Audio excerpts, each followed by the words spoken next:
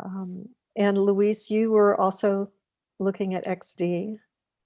Yes, because I thought I had originally downloaded the app before. So when I first was checking out the application, I noticed that Adobe was trying to tell me, "Oh, download this, download it," and I'm like, "What are you talking about? I thought I had this application before." So I got scared, thinking, "Oh no, I've never seen this before," or whatever. But it was almost like PowerPoint or Word, where I could just create the shapes and everything. And I'm looking at this like, "Oh, this actually isn't too foreign to me." So it Mhm. was actually pretty easy to piece together. And one of the applications that you had or websites you had referenced to create the Latin reference, Lauren Ipsum, and so on and so forth. Mhm. Thank you for that so much, because I was just like, oh man, how do I draft enough simple words to try to put as a draft on the website? I was just like, oh no, I don't know what to say on this, because I love Mhm. that Brenda and Robert, their website had, the best fish tacos in San Diego for real. I was like, Mhm. okay, that's the only thing I think I want to just put. Yeah. Everything else I Yeah. just want to put, Lauren Ipsum, whatever. Yeah. So when I finally got when I finally got Adobe XD, that's when I decided to put just a header menu options, or sorry, the header options on the website. Then I just created 5 different samples of XD on my desktop. Mhm. And then I was like, okay, so this is just a basic frame. And then I closed out all of them and said, okay, now this is going to be the home page sample. Let's leave that separate. Then this is going to be the menu sample. Then this is going to be context sample, and so on and so forth. And that's when I Mhm. was going to play around with each one Exactly. separate. Yeah. And then that's Yeah. when I was like, okay, how do I work with this? What do Mhm. I do? And then that's when I was like, okay, well, I guess just make a square, Mhm. connect the line, Mhm. right, and play around. And Mhm. actually wasn't that hard. Yeah. So it was pretty fun. Yeah, yeah, it's Anyway, one of the few yeah. Adobe products that just has a few options, but it actually does a lot. When you prototype, you can have simple animations and things in it to show what that's going to look like. You can prototype your site to where you click and you can actually bring it up and scroll. And what was your experience? I know exporting or saving it wasn't as you'd hoped. How about the experience in building it? Exporting the XD or exporting the video, the When presentation. Anne was exporting, um, I think when she was trying to save with XD, isn't that what you said, Anne? Yeah, it was with the wireframes. Yeah, Yeah, it like was weird exporting. okay. But what about building them? Was that all right? Building them wasn't hard. It was definitely different for me because I've never done it before, but overall it wasn't too difficult to figure out. Okay. Did either of you or any of you use a plugin for templates or look at their templates to where you automatically have the home page and the contact page and very much like you would in Wix if you create a page and there it is. They have some of that also because it is for prototyping. You can actually um, design your site with it um, to get approvals and things like that and show also the uh, desktop and mobile, things like that. But I do encourage you to keep playing with it, keep looking at it because I think um, it's something that you're going to maybe want to use again in the future for sure, especially when you start doing work for clients. And after this class, for sure, there's nobody in here who couldn't make a website for somebody, certainly a Wix or a CMS site you could do. Um, Taylor, did you work with the XD? No, I didn't use XD. I used Mockingbird. It was one of the websites that was Right, provided in the resources. right, right. And how'd that work for you? I liked it. It was fine. I liked it just because I felt it was a bit more challenging because from what I saw, they didn't give like templates. So I Mhm, was building each page from scratch, which I kind of like to do. It gave me more creative input in a way. mhm, mhm, And like I for my um wireframes, was looking online at different food truck websites, like the ones that we made the initial video for. The competitors, the competitor research. And I was kind of using some of those for inspiration, but I found a lot of it I was just building from scratch, which I liked. Well, and the good thing is in this case, you do have the Google folder that has all of your elements in it. So you Yeah. know what you're working with. And a good client will give you everything that they need to. And you will know what you're working with and how to lay it out. And at this point, so much of it is layout for us. If you were building a bigger site, you know, and you would have a little more interaction, perhaps, but for us, designing it and laying it out is enough of an accomplishment. You know, it's a puzzle, basically. Okay, were there any questions that anybody had that they came with? Yeah, actually, I had a quick question. I put it in my submission, but I want to double check because I know you had said the other night that it was all right if we took an extra day to work on it. So I just submitted mine in the feedback section. Is that all right? That's all right. All right. That is all right. The people have 72 hours past the due date to submit. Any reason at all. You don't even have to ask me, but ideally, if you do ask, there's no points taken off. If you don't, then sometimes it could be 90%. But in that situation, I think I extended the for everybody. But after 3 days, technically it's a 0. And just for feedback, because really, if you think about 3 days should be enough of an extension for any project, don't you think? Okay. And now you know how much time it takes for the projects because you know, it's like I say, it's not going to be hard if you leave time to make all the decisions and figure those things out. It's only hard if we let it go down to the wire and then we're stressed because something comes up or a problem comes up, something unpredictable. So always start as early as you can on those. That's what I would do. You know, I would definitely do that. So coming up, let's see. Anne, you're in editing for the web, aren't you? So, Yeah. right. Okay. So I'm going to go through an editing for the web lecture. And then we're going to probably talk about what you have coming up and what's due. Okay. All right. So I'm going to share my screen. A lot of this is just looking at where you've been the past week and a little bit about where you're going. A little bit of a review of what you've learned and experienced. What did you find out about your proposal sitemap and wireframe? What do you think you were more prepared for and less prepared for? Oh, is that a legit question to all of us? Yeah, it's a short. Okay. It's really short. It's not, we're not going to go, we've already talked about things in depth as far as the wireframes, but what took the most time? The wireframe for me, I think sitemaps, since I had already built a website with Wix before, I was most prepared for a sitemap. But wireframe, I think was most hard. Even though I'm used to drawing, I was definitely not ready for like XD and all of that stuff. Okay. That's What about the written proposal? Where you were talking about your goals and your strategies and your I mean, personally, the longest, I didn't spend too much time on that, but the longest part that it took for me was recording because I kept finding myself taking too much time up when I was recording. Okay. Yeah. So I kept having to re-record myself to cut down on time and stuff like that. Did you have a script? Yes. Okay. It wasn't like a script word for word, but it was like for each slide I had notes.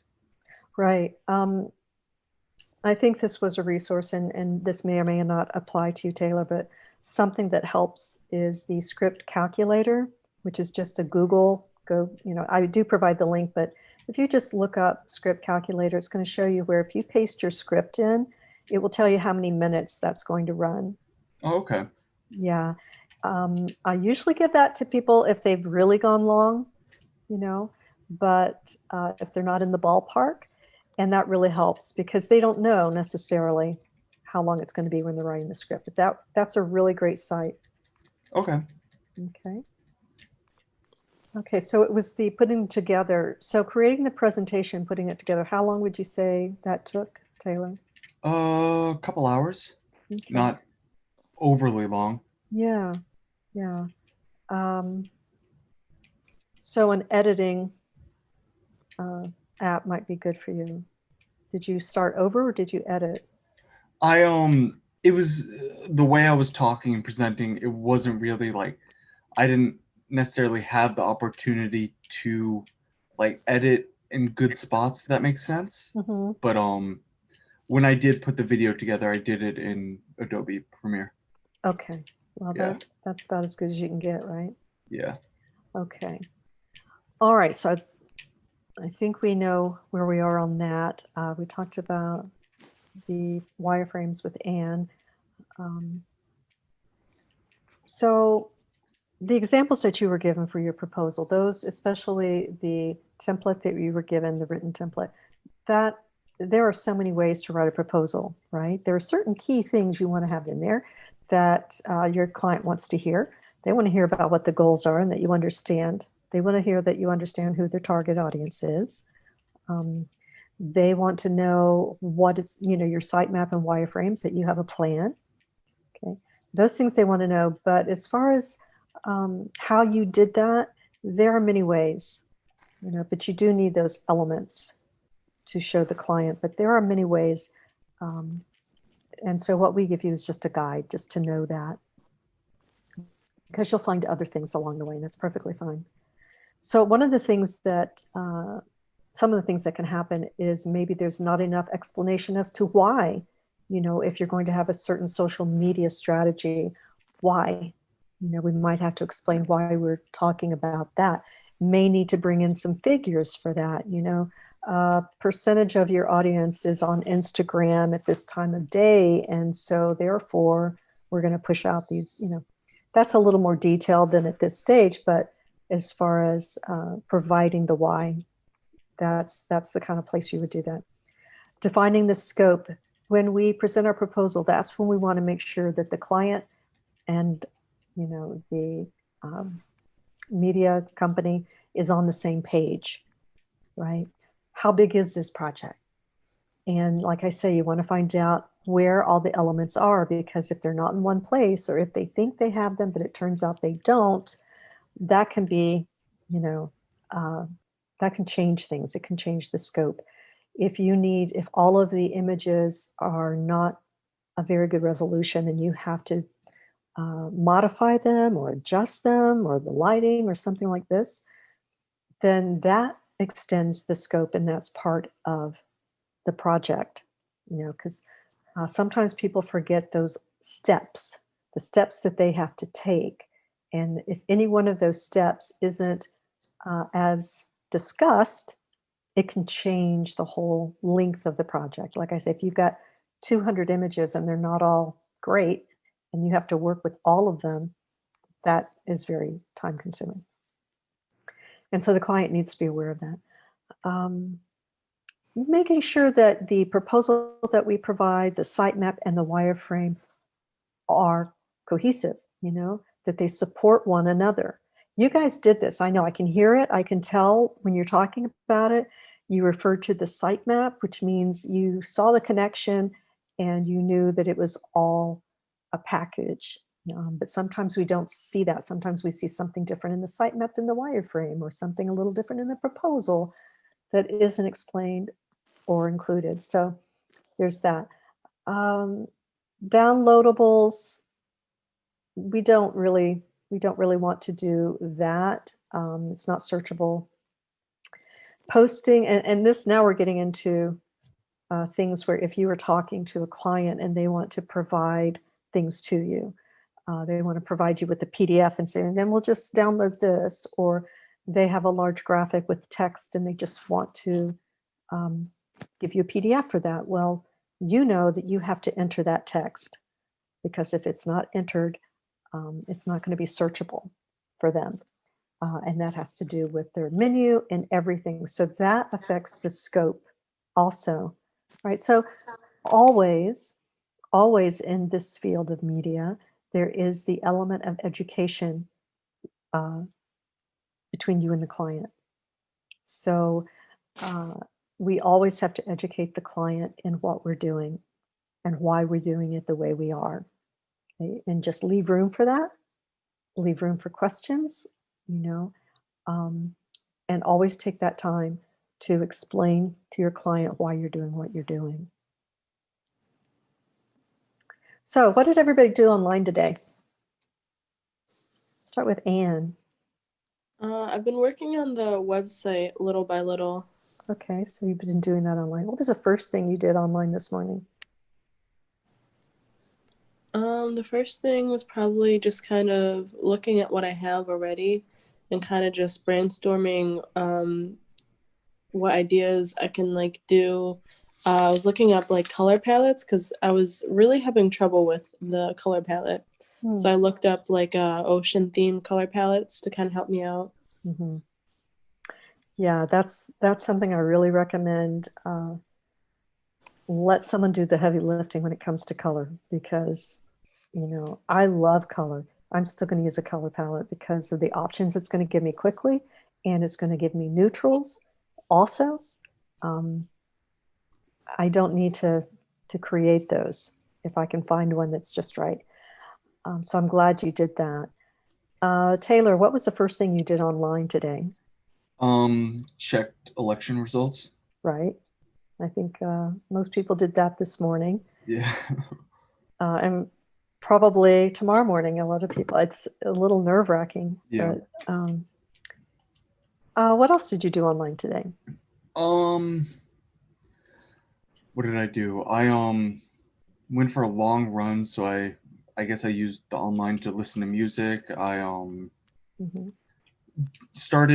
I made some changes to some of the website, like web pages I've been thinking about doing for the official website.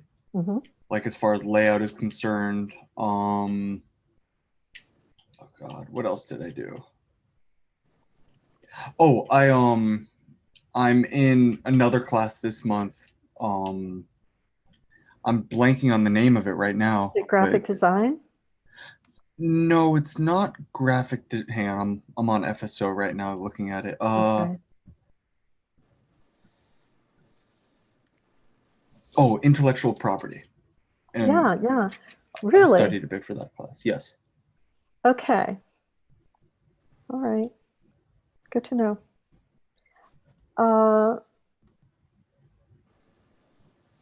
Are you in web design and not editing for the web? No, I'm in editing for web, but the way my schedule has been working out, with COVID and everything, I've been trying to put off my portfolio classes and taking Oh, other classes, so it just kind of messes my schedule up. But interesting. Yeah, I yeah. didn't know. Some people take portfolio online, and so I didn't know that you could do that. That's really interesting because yes, usually web design has IP, intellectual Mhm. property, and that's what threw me a little bit because editing for the web usually has graphic design at the same time. Oh, okay. Two hard classes. They're all challenging. Um, okay, well, Luis, what was the first thing you did online today? Well, first thing I did was to make sure I started to catch up on the classes assignments because I wanted to make sure that I wasn't going to be late with any more class assignments. Oh, checking all the due dates and things.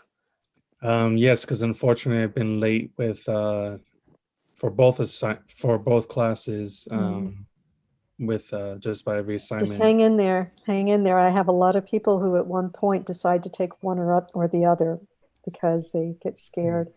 The proposal probably it's a bigger project. The end of the week projects, you really want to spend at least a day or two on those. I'm thinking you're going to be spending the weekend on those. I do want to talk to Joe and find out when your deadlines are for editing Right. for the web.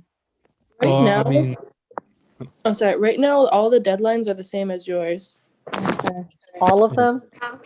Yeah, at least for this week. I'm not sure about next week, but Yeah, will you guys check next week because then I might go and make some changes. yeah, So I see that this two assignments due today, but I checked the basics around them. So I had started the basics around them. Mhm, For the LinkedIn assignment, I already reviewed. I got the certificate earlier mhm. today. Finished that. I was like, yes, I think I'm finally gonna have two assignments finally due early. So Okay, great, I great. was, I kind of started up early, and like Taylor, I was continuing looking at election results too, because Mhm. I'm like, could we have something being good going for this country? I don't know. It's, Um, at this and then point, I just want it to be over. yeah, I mean, I thought I cared, but now I'm like, just end it. But yeah, as far as let's get some results. yeah. I did remaining groceries that I know had to be done. Mhm. Um, some deliveries that were supposed to be coming out to check as well. Yeah. And then Okay. yeah, I just had to double check because again, there was another reference link from the other class that again was listed on Safari, Mhm. that I had to quickly double check and was thankfully listed on O'Reilly as well. So I found Okay. it real fast and bam, sis, it's referenced and I'll Okay. be ready to study it. Yeah, let your teacher know. Let your instructor know. Send them a note because they either have a reason for doing it or they don't know that it's still coming up.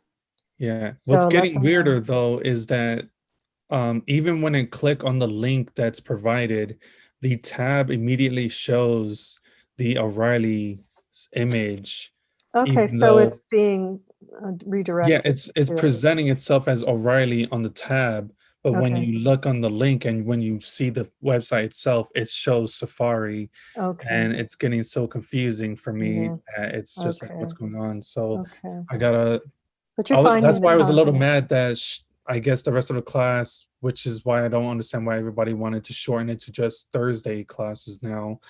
I was like, guys, we already have only 8 classes with her. Like now you want to shorten it to just 4 classes? Come on now. Mm, But that's, I guess that was the majority vote, and I can't mm. fight that. So Okay. I hear you. I hear you. so Well, I was just like, yeah, yeah, and just send a note, and I will say, evaluations are good, but you can get really specific when you're, sending messages to your instructor so they can make some changes sometimes on the fly. Because honestly, sometimes there's something we weren't aware of, some wording that never got changed during an update of all the content. There's a little something that confuses, and nobody mentions it. you know so and it happens to all of us, and courses become bloated over time and we have to bring them down, and so mention it to your instructor. That feedback is so important. okay. um, I'll make sure I and talk to her tomorrow for sure. yeah, and she will be so glad to have it, I promise. Okay. um, so the thing being that we have all done something online today, and there are many things we probably don't even remember that we did online, whether it's listen to music, uh, use a map for something, banking, all these things we just take for granted today, right? But we were all online, that's for sure. So we talked about that. People book vacations, the news, music, directions, comparison shopping or comparison, looking at competitor sites, researching. Gosh, we all research daily, right? You know, I can't say that people did that for their pastime. People read the news and they listened to the news, but today my daughter, you know, they're researching things, not just things coming into us. We're researching all sorts of things because we have the ability to, which is really wonderful that we can expand and get so many views at once, not just when I was your age, maybe. We just had a few stations and we had the newspapers and everybody knew who owned the newspapers. And, you know, um, you had to go to a library, a building to get research. It's just amazing today. It's wonderful that you guys have so much. So why do people go to the web? They go to satisfy goals, to complete tasks, banking, vacations, and to answer questions. So this is why people are coming to your site, right? They have a question. And the best thing for you to do is to make sure that we can anticipate their questions so we have an answer. Okay. So web content needs to anticipate the user's needs, their questions, and support their mission for being there. That said, that means we don't need a lot of content. We just need the right content, right? And that's going to be important when you begin to think about your professional site, your personal site. You're going to have a lot of different things over the next year that you're creating, but you want to start being selective and choosing your best. I think, yeah, we talked about the F pattern, right? We talked about how when someone is coming to your site, the most important position for your important content is in the shape of an F, where we see the orange and the yellow. That's where the eye is skimming and looking. If we have something really important buried down there to the bottom right, it could easily be missed. So we don't need as much content as we think. Where we put it is really important. It must be concise, scannable because, well, we'll get to that. Timely, relevant. They need to, you know, if it's the food truck, they want to know the menu. They want to know where they are. Do they want to know how to contact them? Well, the contact page goes at the end. It's a web standard. People are used to finding it there. We want them to be comfortable as a user, the usability factor. And it's the last thing that they usually want. They first are going to check out the food and check out these things, and they want to see photos too. Anne, did you have a question? Okay. And objective, can't just be subjective, our opinion of things. We want to make sure that we have facts. So given the average time that a person spends on a page, they're estimating 28%, according to Nielsen, 28% of the words on the screen are being read, but more likely 20%. So we don't usually need as much content as we think. As a teacher, I sometimes try, or without effort, I don't try. I come up with 2 or 3 ways to say the same thing, making sure it's clear, saying it in a different way. Not the best way to present things on a website, one way. So, okay, how do people read? There's a slide missing. How do people read online? You saw a clue. They don't. People don't read online. They just scan. And that's why we cut down so much of that Real Deal Taco about page. It was written long, and there's a lot that can come out. There's a lot that isn't really important. Okay, and think about just the important things that people want to know that they're going to scan through. That was that one. So the other thing, know your audience. Right? Your target audience is super important because that's how are you going to anticipate their questions if we're not familiar with who they are, right? So you have the target audience given to you for Real Deal Taco, right?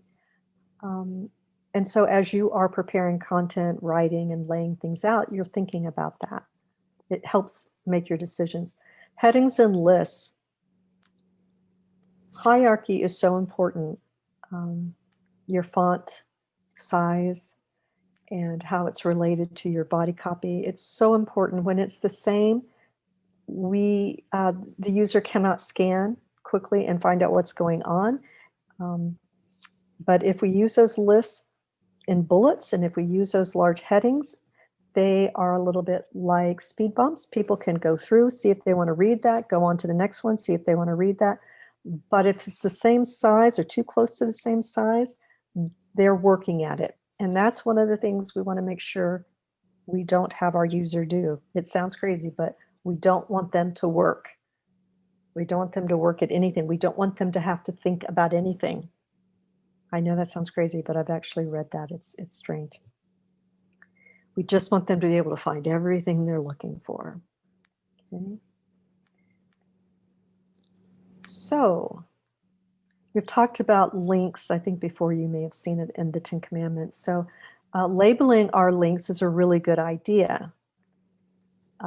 If it were something like click here, like the one in the middle, a screen reader is just going to say click here, click here, click here. It's not going to tell the person who is using the screen reader if they really even want to click there, right? They would have to click there to find out if they want to click there. So we're trying our best to reduce clicks and scrolling. Okay. So make our links meaningful. Help them to, communicate what that user is going to find if they click there. Okay. Let's see. Summarizing information is good. No fillers. And people who are online, they don't like flowery or promotional text. So that's something, and I know that really depends on the person when they're creating the site. I know a lot of students, they maybe want to go that way, or maybe they're writers and so forth. But they have to be very careful. Most writers will write a little long, and that's okay if they're writing for other writers. But if they're not, yeah, you know what I'm saying. We have to cut down, and it's hard. It's hard to edit when you are a long writer, Sadly, yes. Yeah, but for web design, that's what it is. It's not your novel. It's not your screenplay. It's not your film script. It's the web, and we want to reduce scrolling. We want our most important content above the fold. That term comes from back in the newspaper days. When I was your age, I worked for a newspaper too, straight out of college. And what that meant was if you are, let's say you're at the newspaper and there's a newsstand, or you've gone to a restaurant and there's a newsstand, and you see the newspaper in there, it's folded, right? And the headline is on the front, right there, right big where you can see it. The most important content of the day at that time had to go above the fold, okay, because that's what's going to catch people's attention as they were going by, as they were catching their plane, as they were, walking to work, whatever they were doing. It had to catch their eye. So all the important stuff was at the top. And the same is true for web. We don't want the important stuff to be underneath the scroll line. Okay? When they come to the contact page, we want that to be right there, the contact, not a beautiful image and the contact down here, because they can't see it.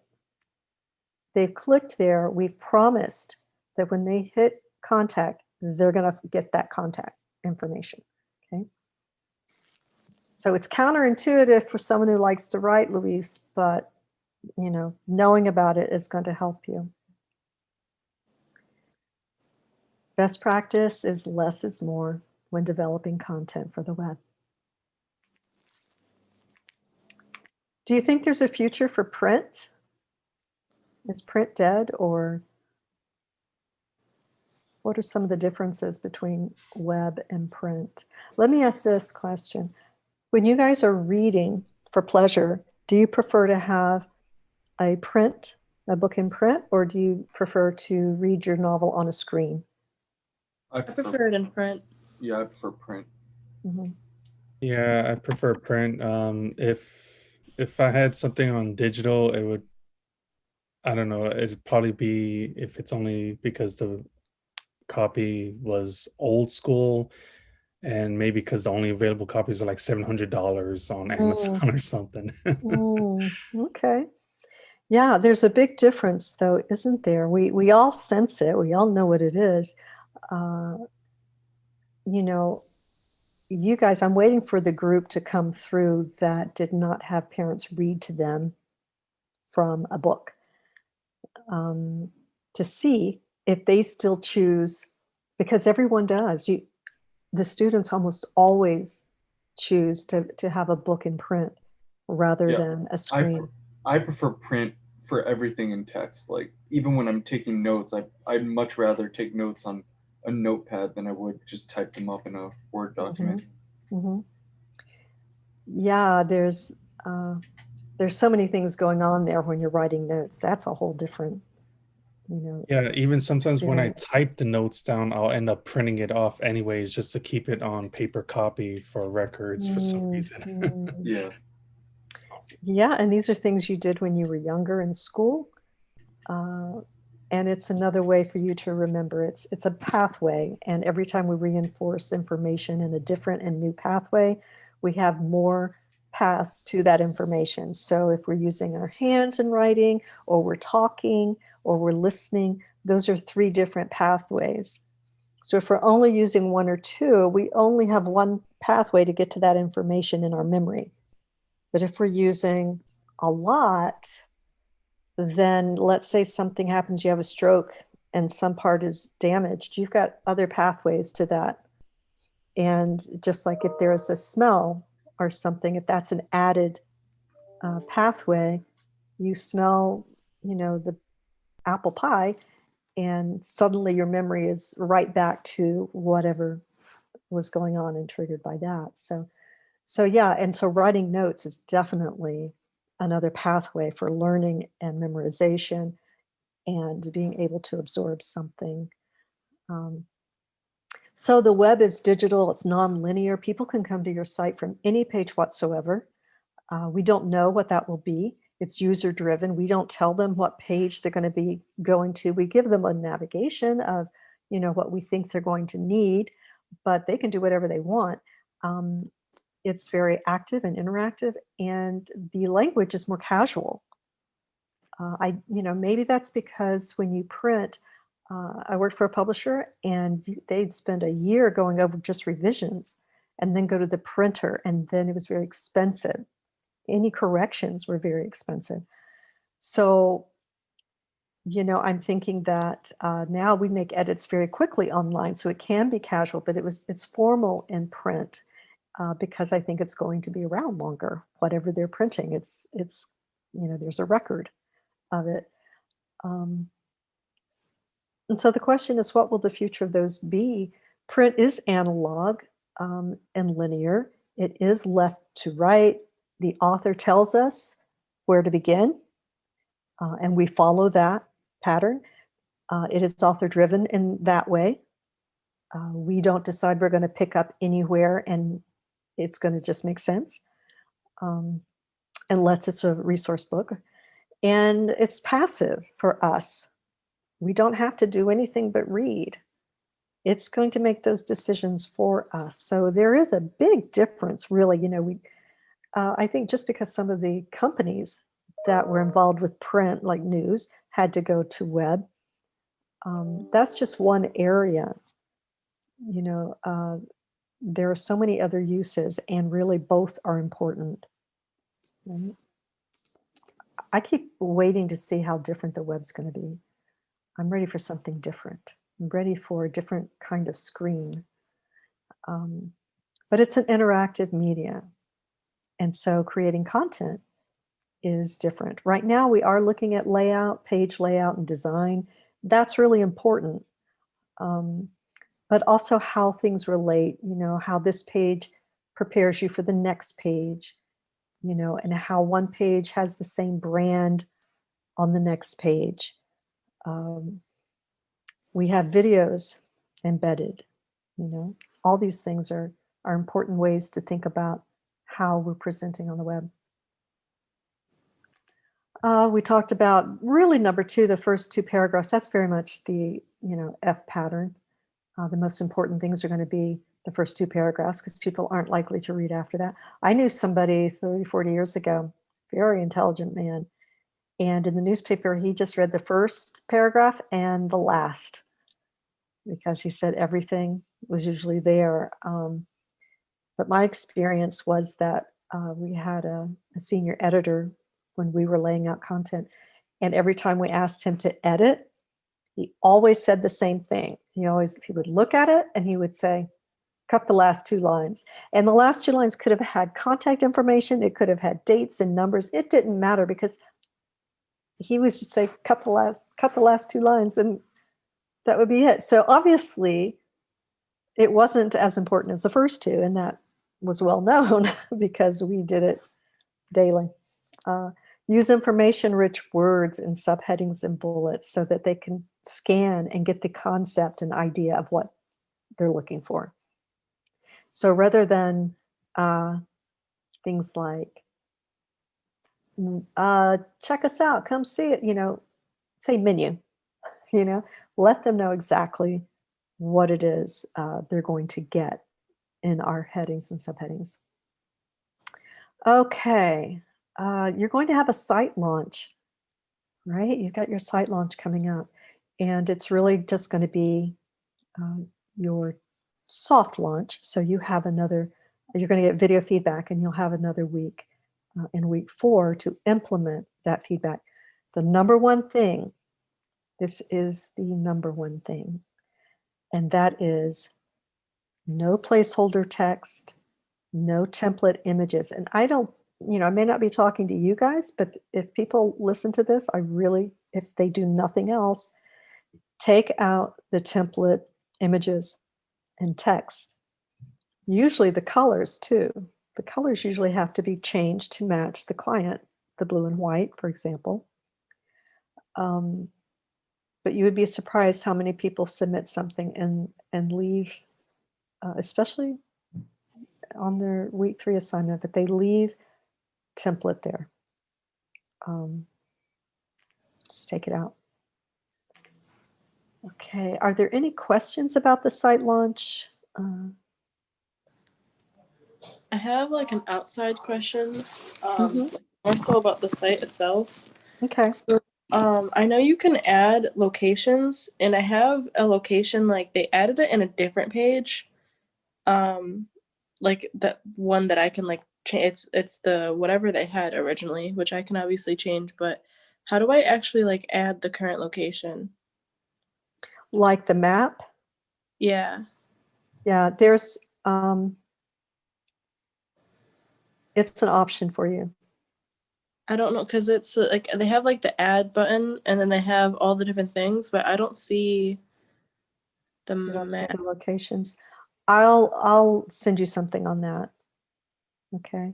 Okay. Maybe I'll make a little quick video is usually what I do for people, because usually that means somebody else is doing that. But yeah, that's not difficult. You'll be able to do it. Make sure when you do make maps, you guys, that you put them below. Usually people put them on the contact page or the location page. Make sure you put that below the contact information or the location schedule. Sometimes they'll put the map ahead, but people don't really know what they're looking for yet. So put the map below. You don't have to use a map, but if you choose to, you can. But put it below the location schedule. And everybody's going to enter that text for the location and the schedule and the routine also. And the menu items, they're all going to be entered text, okay? Not a picture of what you're given. That won't be uploaded because that's not searchable, okay?